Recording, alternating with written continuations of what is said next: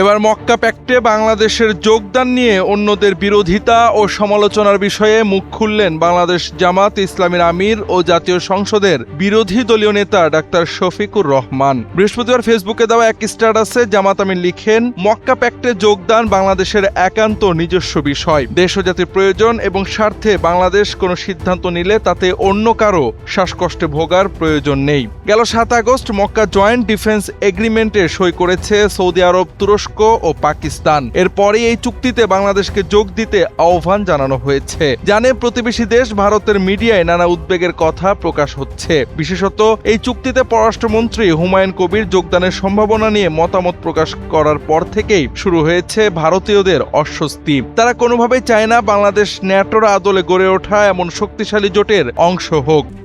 RICL TMX, যুগের পর যুগ স্থাপনা থাকে মজবুত। মূলত এই কারণেই জামাত আমির এমন পোস্ট দিয়েছেন বলে মনে করছেন অনেকেই। এই পোস্টের মাধ্যমে কার্যত বিরোধী দলীয় এই নেতা সরকারকে দেশের স্বার্থে সিদ্ধান্ত গ্রহণে অন্য কারো আপত্তি আমলে না নিতেই ইঙ্গিত দিচ্ছে বলে মনে করছেন বিশ্লেষকরা।